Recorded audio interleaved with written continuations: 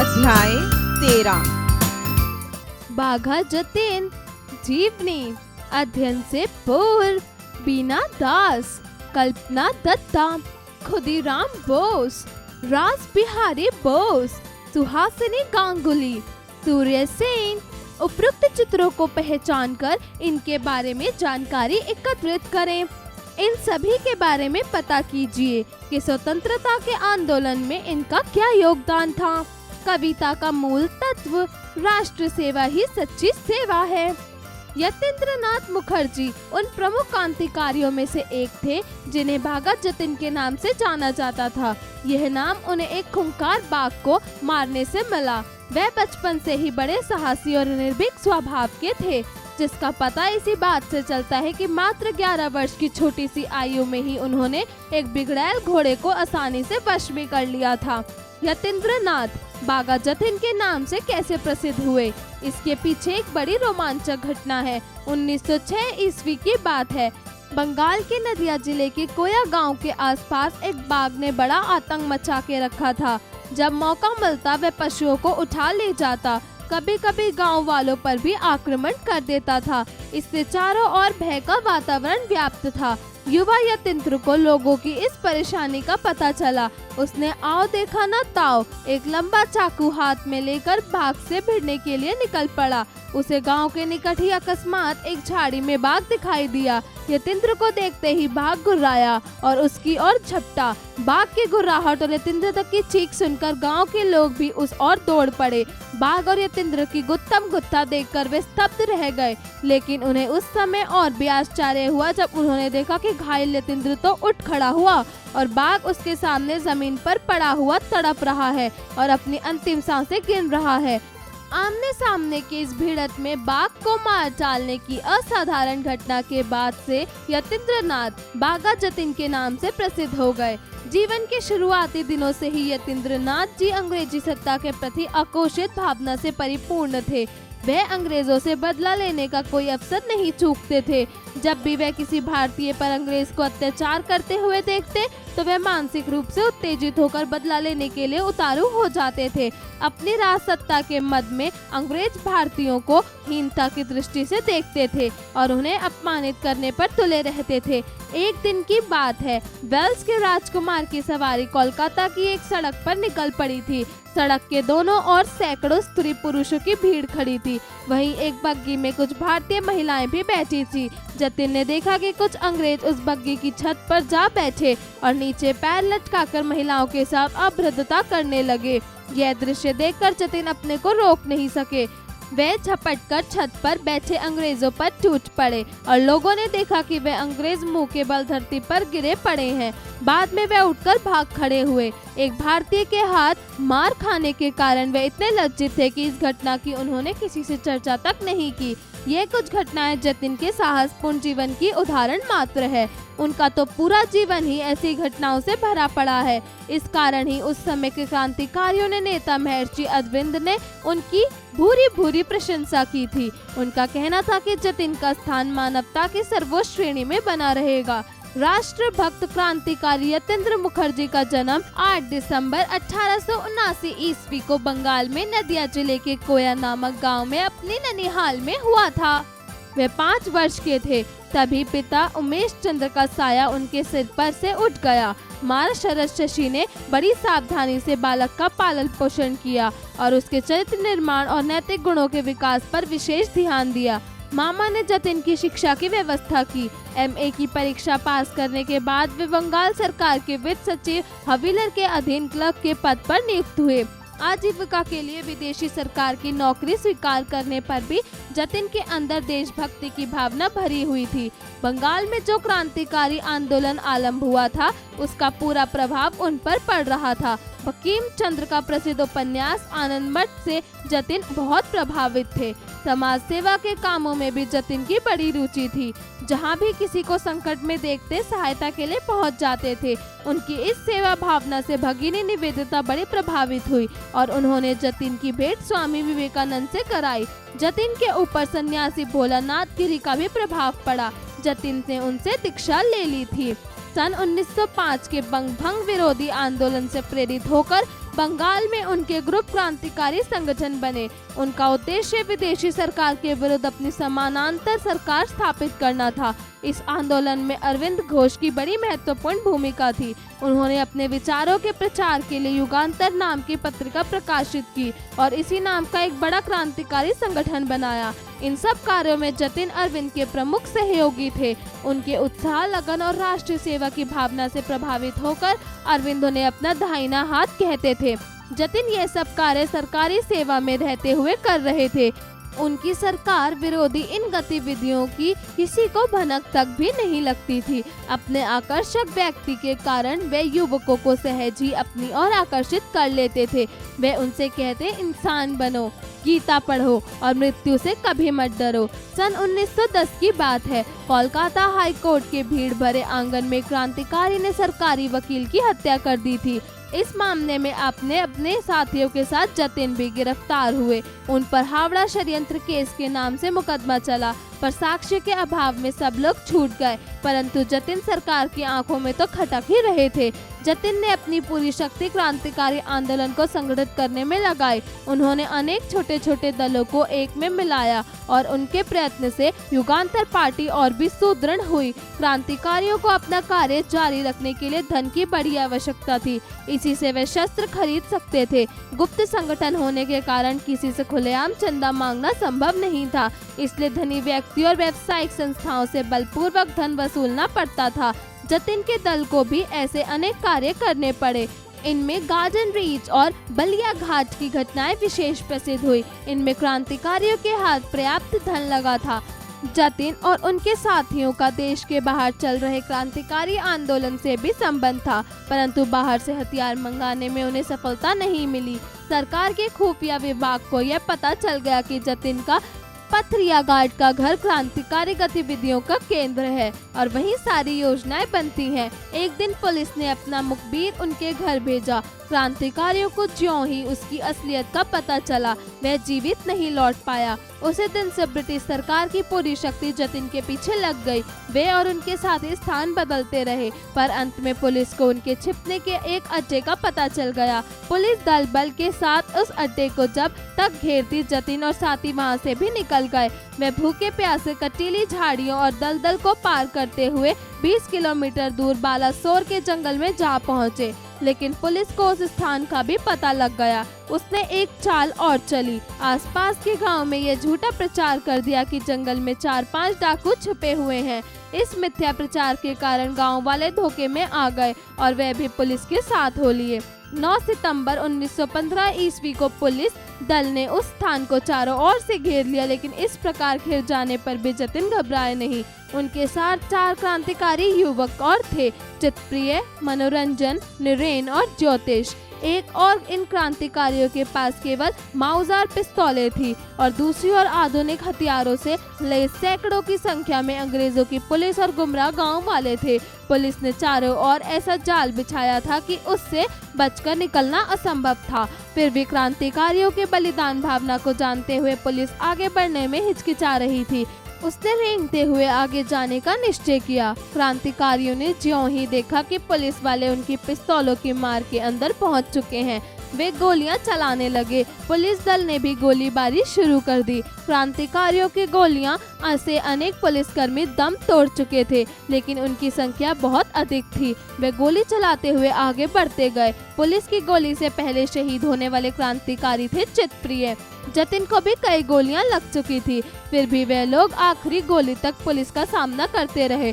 दोनों ओर से 75 मिनट तक गोलियां चलती रहीं। ज्यों ही क्रांतिकारियों की ओर से गोलियां चलनी बंद हुई, पुलिस ने इन घायलों युवकों को गिरफ्तार कर लिया। उन्हें अस्पताल ले जाया गया। जतिन का ऑपरेशन हुआ, पर उसके बाद ही भारत माँ का यह सपूत सदा के लिए चल बसा। शेष युवकों पर मुकदमा चला। निरेन और मनोरंजन को फांसी की सजा हुई और ज्योतिष का आजीवन कारावास की सजा भोगने के लिए जेल में डाल दिया गया। मुकदमे की कार्यवाही के समय न्यायाधीश ने बचाव पक्ष के वकील से जतिन का एक लेख पढ़कर सुनाने के लिए कहा। लेख सुनकर न्यायाधीश के मुंह से अकस्मात निकल पड़ा, यदि यह वीर जीवित होता तो विश्व का नेता होता। जतिन महान क्रांतिकारी तो थे ही, वे बहुमुखी प्रतिभा के धनी भी थे। अंग्रेजी और बांग्ला भाषा पर उनका अच्छा अधिकार था। वे दोनों भाषाओं में लिखते थे। उनके लेख युगांतर पत्रिका में प्रकाशित होते थे। उनके विचार बड़े प्रगतिशील थे और वे रूढ़ियों तथा विकृत परंपराओं का खुलकर विरोध करते थे। इस कारण साहित्यकारों में उनकी बड़ी प्रसिद्धि थी। क्रांतिकारी साथी तो उनके प्रति भक्तिभाव रखते ही थे। अपनी असाधारण निर्भीकता, उच्च मानवीय गुणों, बौद्धिक क्षमता और आध्यात्मिक रुचि के कारण वे विश्व कवि रविंद्रनाथ ठाकुर और प्रसिद्ध राष्ट्रवादी नेता चित्तरंजन दास की प्रशंसा के पात्र बन गए थे।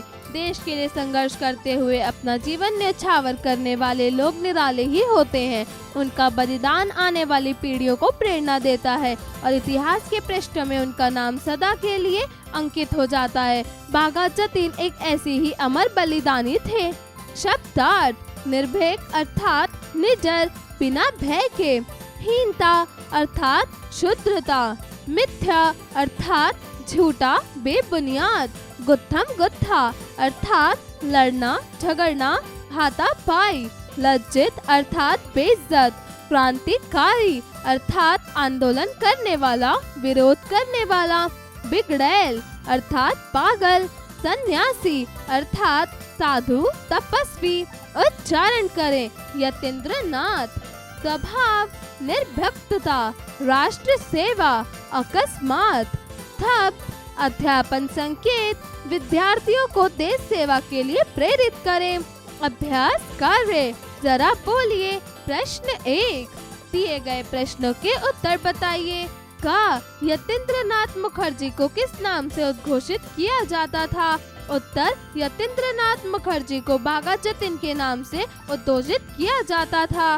ख, गांव को बाघ से मुक्त करवाने के लिए यतीन्द्रनाथ ने क्या कदम उठाया? उत्तर: गांव को बाघ से मुक्त कराने के लिए यतीन्द्रनाथ एक लंबा चाकू हाथ में लेकर बाघ से लड़ने के लिए निकल पड़े और लड़ाई के अंत में बाघ को अपनी जान से हाथ धोना पड़ा।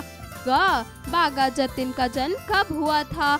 उत्तर: बाघा जतीन का जन्म 8 दिसंबर 1879 में हुआ।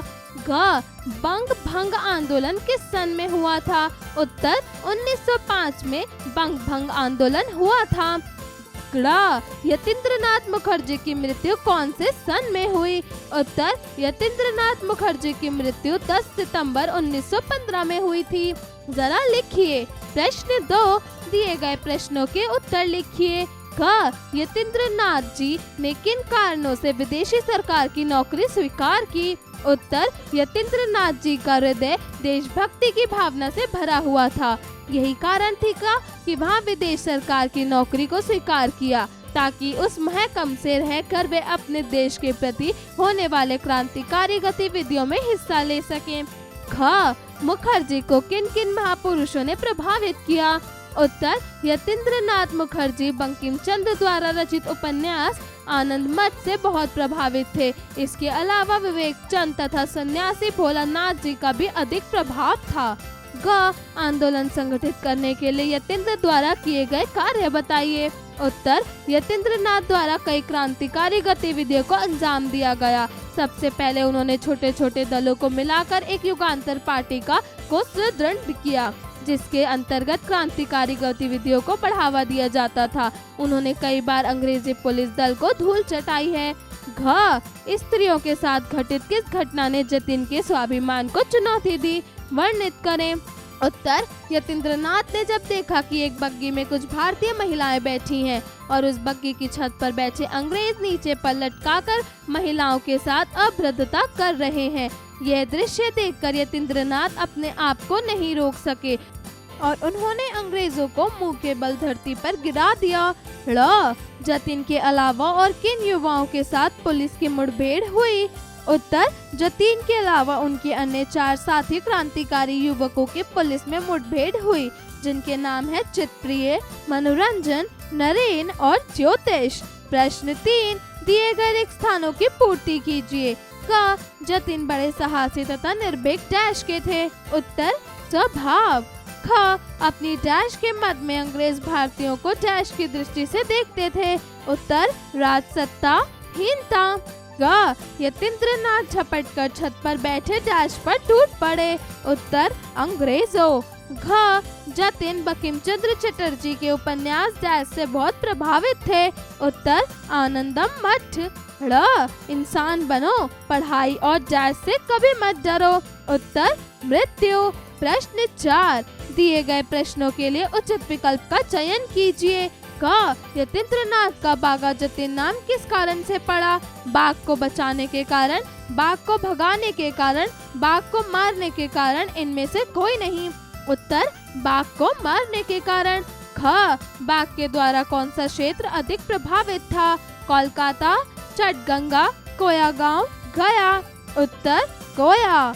ग किस सरकार के शासनकाल में जतिन ने युगांतर पार्टी को सुदृढ़ किया? अमेरिका सरकार, अंग्रेज सरकार, अफ्रीकी सरकार, ऑस्ट्रेलिया सरकार।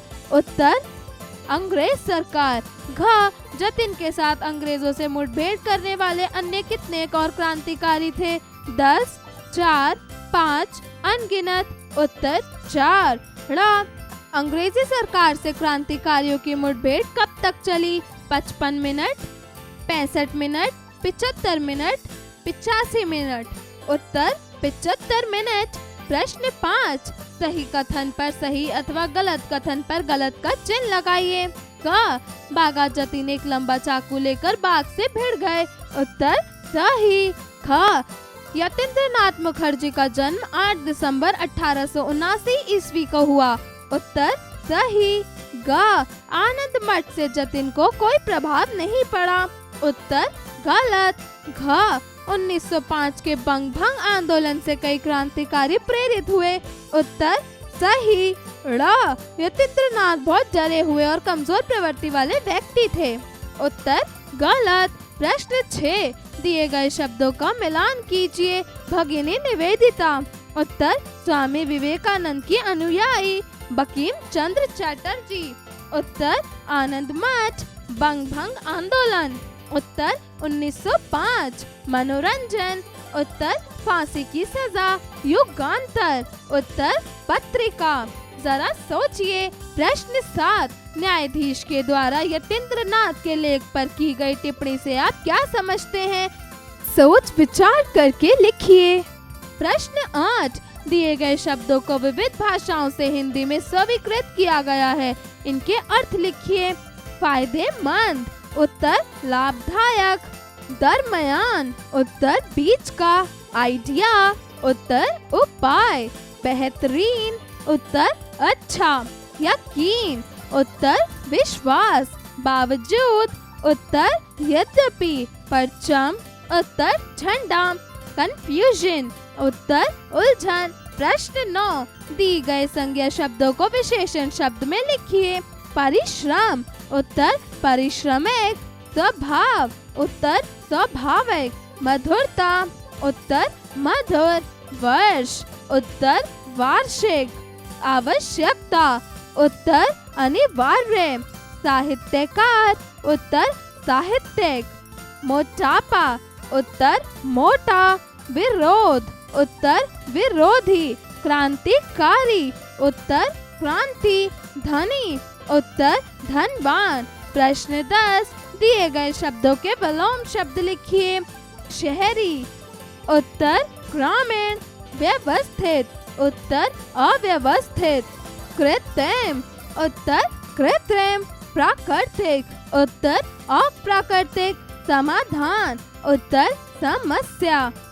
आदमियत। उत्तर हैवानियत। असह्य। उत्तर सहाय। मानवता। उत्तर निष्ठा। विश्वास। उत्तर अविश्वास। तिरस्कार। उत्तर स्वीकार। प्रश्न 11 दिए गए शब्दों का वर्ण विच्छेदन करके लिखिए। यतीन्द्रनाथ। लज्जित। सर्वोच्च। क्रांतिकारी। Garden reach. प्रश्न 12 दिए गए शब्दों से वाक्य निर्माण कीजिए। निर्भीक। उत्तर राम बहुत ही निर्भीक बच्चा है। हीनता। उत्तर जब देश आजाद नहीं हुआ था तब अंग्रेज भारतीयों के प्रति हीनता की भावना रखते थे। बग्गी। उत्तर राजा की बग्गी कितनी सुंदर है। आकर्षक। उत्तर भारतीय दर्शनीय स्थलों का आकर्षक कितना स्वाभाविक है। मुखबिर। उत्तर चंद्रशेखर आजाद जी की मृत्यु का कारण एक मुखबिर था। जरा रचनात्मक कार्य कीजिए। प्रश्न 13, यतीन्द्र नाथ जी अन्य क्रांतिकारियों से किस प्रकार भिन्न थे? कक्षा में चर्चा करें। प्रश्न 14, यतीन्द्र नाथ के ऐसे कौन से गुण थे जिनके कारण चित्तरंजन दास ने उनकी प्रशंसा की? अपने शब्दों में लिखिए। जीवन कौशल एवं मूल्य परक प्रश्न। प्रश्न 15, मानव सेवा करके भी राष्ट्र की सेवा की जा सकती है। आप राष्ट्र की सेवा में किस तरह अपना सहयोग देना चाहेंगे?